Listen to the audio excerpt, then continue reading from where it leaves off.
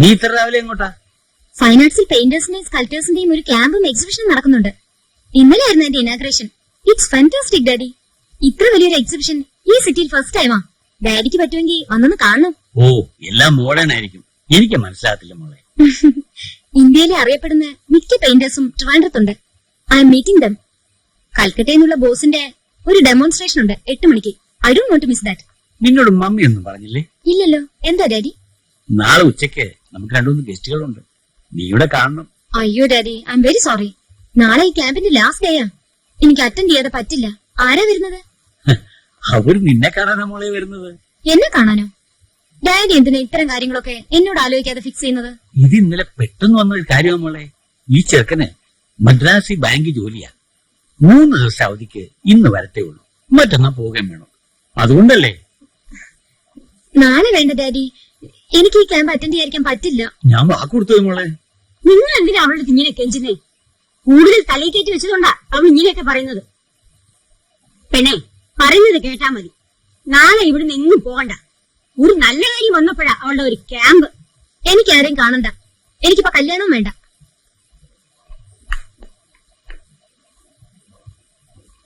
നിങ്ങൾ അതിനെല്ലാം കാരണക്കാരൻ. പെൺപിള്ളേരെ നിർത്തേണ്ടടുത്ത് നിർത്തണം. പ്രായമായ പെണ്ണിനെ അവൾക്ക് തോന്നിയിടത്തൊക്കെ പറഞ്ഞയക്കരുതെന്ന് പറയുമ്പോ ഞാൻ പഴഞ്ചനായി. നാട്ടുകാരെന്ത് പറയും? തങ്കമ്മേ, ഇതുവരെ അവളെ പറ്റി വേണ്ടാത്ത ഒന്നും ആരും പറഞ്ഞിട്ടില്ല. അവൾക്ക് ആവശ്യമുള്ള വിദ്യാഭ്യാസവും കൊടുത്തിട്ടുണ്ട്. അതിന് തക്ക അറിവും അവൾക്കുണ്ട്. ഒറ്റയ്ക്ക് എവിടെ പോയാലും അവൾക്ക് ഒന്നും സംഭവിക്കില്ല. അതെനിക്ക് ഉറപ്പാ. അപ്പൊ ഇങ്ങനെ അവളുടെ ഇഷ്ടത്തിന് നടന്നോട്ടെ, കെട്ടിച്ചു വിടണ്ടാന്ന്. അതല്ലടി, അവളോടൊന്നും ചോദിക്കാതെ നാളത്തെ കാര്യം തീരുമാനിച്ചതിനെ തെറ്റായി പോയില്ലേ? ഇന്നത്തെ കുട്ടികളല്ലേ, എല്ലാ കാര്യത്തിലും അഭിപ്രായം കാണും. എന്നാ പോയി നാളെ അവരെ ഇങ്ങോട്ട് വരണ്ടാന്ന് പറഞ്ഞേരെ. അല്ലാതെന്താ? അതൊന്നും വേണ്ട തങ്കമ്മേ. അവളൊന്ന് ആലോചിച്ച് കഴിയുമ്പോൾ തീരുമാനം മാറും. വൈകുന്നേരം അവളിങ്ങി വരട്ടെ, നീ നോക്കിക്കോ. വിവാഹക്കാര്യം പറയുമ്പോ സാധാരണ എല്ലാ പെൺകുട്ടികളും പറയുന്ന മറുപടിയായിട്ട് ഞാൻ അവള് പറഞ്ഞത് കണക്കാക്കി വിട്ടു. പക്ഷേ ഞാൻ വിചാരിച്ചതുപോലെ ഒന്നും ആയിരുന്നില്ല കാര്യങ്ങൾ. ഞാൻ എത്ര തവണ പറഞ്ഞു കഴിഞ്ഞു എനിക്കാരെയും കാണണ്ട, കല്യാണം വേണ്ടെന്ന്. കല്യാണം വേണ്ടെന്നോ? പിന്നെ നീ എന്ത് ചെയ്യാൻ പോകുന്നു? വയസ്സ് 22 ആവാൻ പോകുന്നു. ഇനി മൂത്ത് അരച്ചിട്ടാണോ കല്യാണം? ഇരിക്കുമോളെ, തുറന്നു പറയണം. നീ നിനക്ക് ആരോടെങ്കിലും അടുപ്പമുണ്ടോ? ഉണ്ടോ? ഇപ്പൊ മതിയായോ? ഇങ്ങനെയൊക്കെ സംഭവിക്കുന്ന എനിക്ക് നേരത്തെ അറിയായിരുന്നു. എന്റെ കർത്താവേ, അതിന് ഇവിടെ ഒന്നും സംഭവിച്ചില്ലല്ലോ. നീ ഇവിടുന്ന് ഒച്ചയിടാതെ. പിന്നെ അവൾക്ക് ഇഷ്ടമുള്ളവന്റെ കൂടെ പൊയ്ക്കോട്ടെ എന്നാണോ നിങ്ങൾ പറയുന്നത്? നമ്മുടെ നിലയ്ക്കും വിലയ്ക്കും ഒക്കെ ചേരുന്ന ബന്ധമാണെങ്കിൽ അതങ്ങ് നടത്തി കൊടുക്കണം. അല്ലാതെ എന്താ?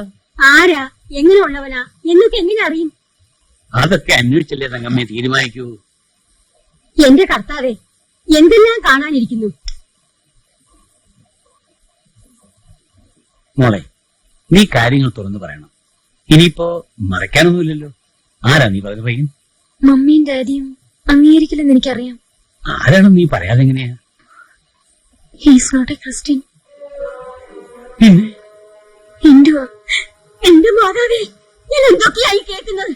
എടി, ആ വിശ്വാസി, ഇവൾക്ക് ജീവനുള്ളിടത്തോളം കാലം ഞാൻ ഇതൊന്നും സമ്മതിക്കില്ലടി. നീ അപ്പേ, നീ അപ്പേ നിർത്തണം. മോളെ ഇഷ്ടത്തിന് വളർത്തിയതിന്റെ കൂലി അവൾ തന്നല്ലോ. നീ ലോകനെ മുഴുവൻ ധരിക്കാറുണ്ടേ. ഇവിടെ ആർക്കും ഒന്നും പറ്റിയിട്ടില്ല. നീ ബുദ്ധിയും വിവേകവും ഉള്ളവളാണെന്നാണ് ഞാൻ ധരിച്ചിരുന്നത്. നിനക്കെന്താ സ്വാതന്ത്ര്യം നീ ദുരുപയോഗപ്പെടുത്തി. വിശ്വാസവഞ്ചനയാണ് നീ ഡാഡിയോട് കാണിച്ചത്. ഇല്ല, ഇത് ഞാൻ സമ്മതിക്കില്ല. നീ ഒരുത്തിയേ ഉള്ളൂ ഞങ്ങൾക്ക്. ഇപ്പൊ അവിടെ പോയി ഡാഡിയുടെ മോഡേൺ ചിന്തയൊക്കെ ജാതി മതമൊക്കെ മനുഷ്യരുണ്ടാക്കിയതാണെന്നല്ലേ പറഞ്ഞുകൊണ്ടിരുന്നത്? നിങ്ങൾ ഇതൊക്കെ കേൾക്കണം. എല്ലാത്തിനും ഉത്തരവാദി നിങ്ങളാ. എന്ത് ജോലിയാവന്? ജോലിയൊന്നുമില്ല, പെയിന്ററാ. എന്ത് പഠിച്ചിട്ടുണ്ട്? ഞാൻ ചോദിച്ചിട്ടില്ല. എന്തോന്നിനാ ഇതൊക്കെ അറിയുന്നത്? കെട്ടിച്ചു കൊടുക്കാനാണോ? അപ്പനും അമ്മയൊക്കെ ആരാ? ആരുമില്ലെന്നാ പറഞ്ഞത്.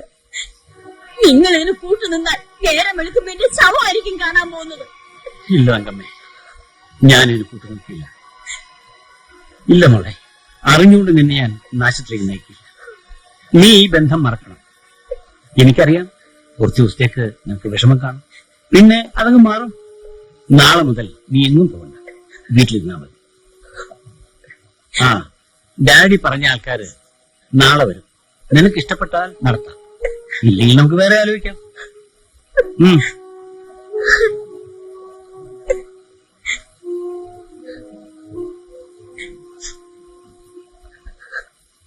നാളെ രാത്രിയിലുള്ള വണ്ടിക്ക് നമുക്ക് കോഴഞ്ചേരിക്ക് പോകാം, എന്റെ വീട്ടിൽ. സൂസൻ അവിടെ നിൽക്കട്ടെ ഒരു മാസം. എങ്ങും പോകേണ്ടി വന്നില്ല. നേരം വെളുത്തപ്പം അവളെ കണ്ടില്ല. ഒരെഴുത്ത് എഴുതി വെച്ചിരുന്നു. ഞാൻ പോകുന്നു. രാത്രി മുഴുവൻ ആലോചിച്ചെടുത്ത തീരുമാനമാണിത്. എനിക്ക് പോകാതെ വയ്യ, അല്ലെങ്കിൽ ഞാൻ മരിക്കണം. ഇപ്പോൾ മരിക്കാൻ എനിക്കിഷ്ടമില്ല. കാരണം എന്റെ വയറ്റിൽ മറ്റൊരു ജീവൻ വളരുന്നുണ്ട്. ആ കുഞ്ഞിന്റെ അപ്പനോടൊത്ത് ജീവിച്ചു മരിക്കാനാണ് എന്റെ ആഗ്രഹം. അതിനെന്നെ അനുവദിക്കണം. ലോകം എന്നെ കുറ്റപ്പെടുത്തിയേക്കും, പക്ഷേ എന്റെ മനസാക്ഷി പറയുന്നു ഞാൻ തെറ്റല്ല ചെയ്യുന്നതെന്ന്.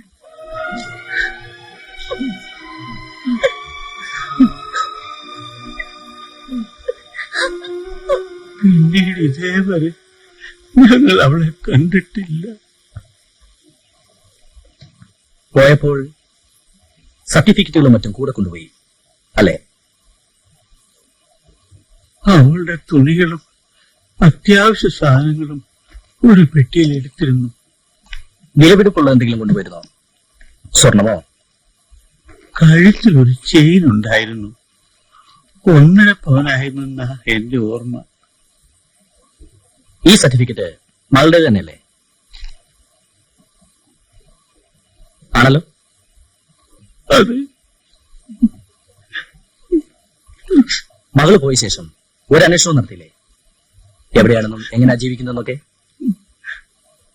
അങ്ങനെ ഒരു മകള് ജനിച്ചില്ലെന്ന് കരുതിക്കൊണ്ട് ജീവിക്കാൻ ആഗ്രഹിച്ചത്. പക്ഷേ ബന്ധുക്കളും പരിചയക്കാരും ഒക്കെ ഇടയ്ക്കിടെ ഓരോന്നൊന്ന് പറയും. രജിസ്റ്റർ വിവാഹം കഴിച്ച് കൊല്ലത്ത് താമസിക്കുകയാണെന്നും ഒരു ആൺകുട്ടി ഉണ്ടായെന്നും ആദ്യം കേട്ടു. പിന്നെ കുറെ കാലം കഴിഞ്ഞ് ആരോ പറഞ്ഞു അവൻ ചത്തുപോയെന്നും അവൾ വേറെ ആരും കൂടി കഴിയുകയാണെന്നും. ഇതറിയുന്നത് എത്ര വർഷം മുമ്പായിരുന്നു? 3-4 വർഷമായി കാണും. 86-ൽ. അങ്ങനെ വ്യക്തമായിട്ട് പിന്നീടൊന്നും കേട്ടിട്ടില്ല? കേട്ടു. വ്യഭിചാര കുറ്റത്തിന് പോലീസ് അറസ്റ്റ് ചെയ്തെന്ന്. അതെന്നായിരുന്നു? ഏതാണ്ട് 2 കൊല്ലം മുമ്പാന്ന ഓർമ്മ. എവിടെ വെച്ചാ? കൊല്ലത്ത് തന്നെ ഏതോ ഹോട്ടലിൽ നിന്ന്. ഇതാര് പറഞ്ഞറിഞ്ഞത്? പത്രത്തിൽ വന്നത്. അതോടെ ആളുകൾ പുച്ഛത്തോടെ ഞങ്ങളെ നോക്കിത്തുടങ്ങി.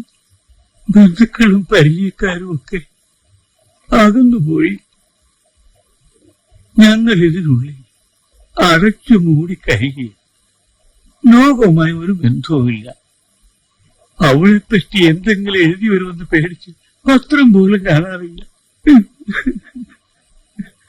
ശപിക്കപ്പെട്ട 2 ആത്മാക്കളാണ് ഞങ്ങൾ. വളരെ പ്രധാനപ്പെട്ട ഒരു കാര്യം കൂടി എനിക്കറിയേണ്ടതുണ്ട്. മരണം നടന്നിട്ട് ഇന്ന് 5-ാം ദിവസമാണ്.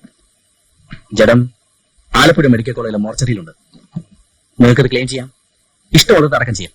വേണ്ട, ഞങ്ങൾക്ക് അവളെ കാണുന്ന എവിടെയെങ്കിലും കുഴിച്ചിട്ടാണ്.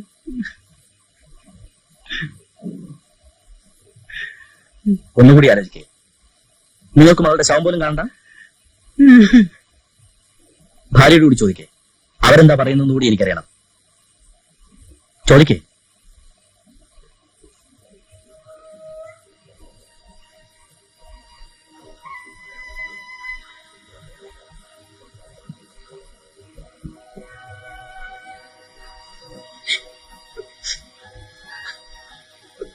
അവളെ കാണാൻ പോകുന്നു എന്ന് ചോദിക്കുന്നു. എനിക്കാരെയും കാണണ്ട, എനിക്കാരെയും കാണണ്ടേ.